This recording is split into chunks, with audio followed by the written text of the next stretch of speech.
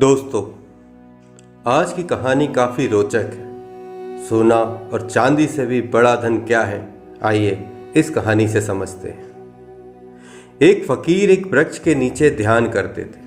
वो रोज एक लकड़हारे को लकड़ी काट कर ले जाते देखते थे। एक दिन उन्होंने लकड़हारे से कहा कि सुन भाई, दिन भर लकड़ी काटता है, 2 जून रोटी भी नहीं जुट पाती।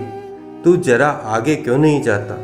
वहाँ आगे चंदन का जंगल है, एक दिन काट लेगा, 7 दिन के खाने के लिए काफ़ी हो जाएगा। गरीब लकड़हारे को विश्वास नहीं हुआ, क्योंकि वह तो सोचता था कि जंगल को जितना वह जानता है और कौन जानता है। जंगल में लकड़ियाँ काटते काटते ही तो जिंदगी बीती।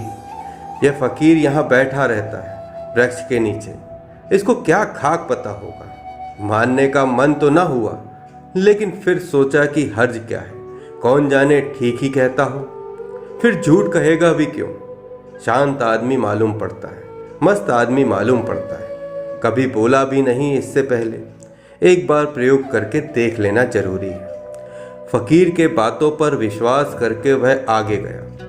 लौटा तो फकीर के चरणों में सिर रखा और कहा कि मुझे क्षमा करना, मेरे मन में बड़ा संदेह आया था, क्योंकि मैं तो सोचता था कि मुझसे ज़्यादा लकड़ियाँ कौन जानता है, मगर मुझे चंदन की पहचान ही ना थी। मेरा बाप भी लकड़हारा था, उसका बाप भी लकड़हारा था। हम यही जलाऊ लकड़ियाँ काटते काटते जिंदगी बिताते रहे। हमें चंदन का पता भी क्या, चंदन की पहचान क्या। हमें तो चंदन मिल भी जाता तो भी हम काट कर बेच आते उसे बाजार में ऐसे ही। तुमने पहचान बताई, तुमने सुगंध जतलाई, तुमने परख दी।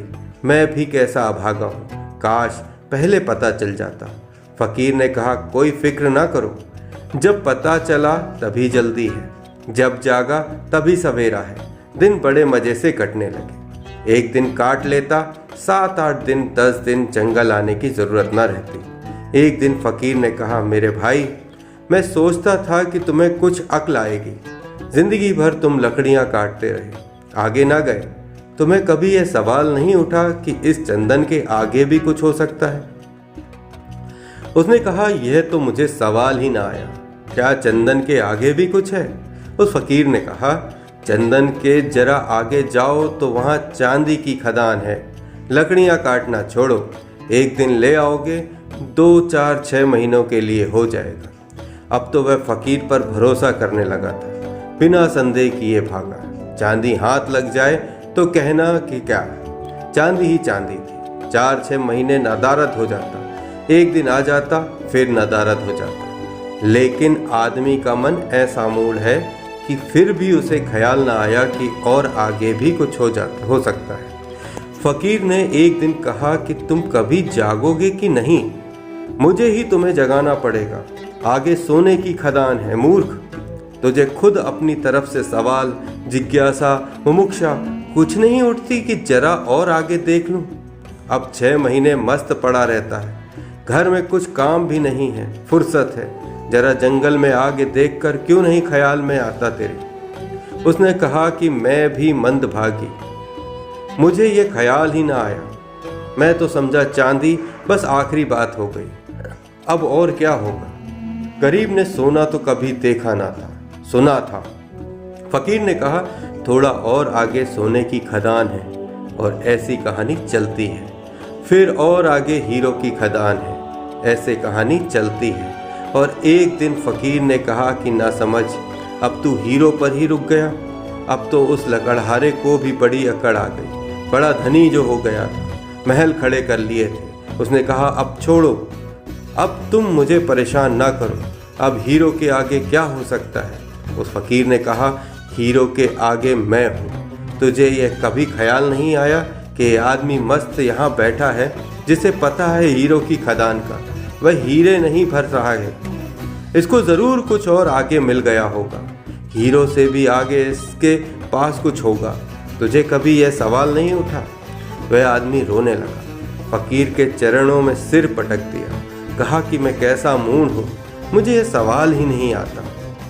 जब तुम बताते हो तब मुझे याद आता है, यह ख्याल तो मेरे जन्मों जन्मों में नहीं आ सकता था कि तुम्हारे पास हीरो से भी बड़ा कोई धन है।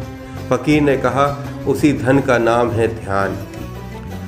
अब खूब तेरे पास धन है, अब धन की कोई ज़रूरत नहीं। अब जरा अपने भीतर की खदान खोद जो सबसे आगे है।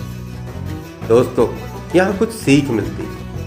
यही है तुमसे कहना चाहता हूँ, और आगे और आगे चलते ही जाना है।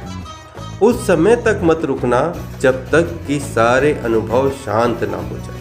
परमात्मा का अनुभव भी जब तक होता रहे, समझना द्वैत मौजूद है, द्वैत मौजूद है, देखने वाला और दृश्य मौजूद है। जब वह अनुभव भी चला जाता है तब निर्विकल्प समाधि। तब सिर्फ दृश्य नहीं बचा, ना दृष्टा बचा, कोई भी नहीं बचा। एक सन्नाटा है, एक शून्य है, और उस शून्य में जलता है बोध का दिया। बस बोध मात्र, चिंत मात्र, वही परम है, वही परम दशा है, वही समाधि है। ये सीख है दोस्तों, हमें उस सोने चांदी से भी बड़े धन की, जिसे हमें जानने की ज़रूरत है। तो आज की कहानी में इतना ही। फिर मिलेंगे नई कहानी के साथ। तब तक के लिए जय हिंद, जय भारत, नमस्कार।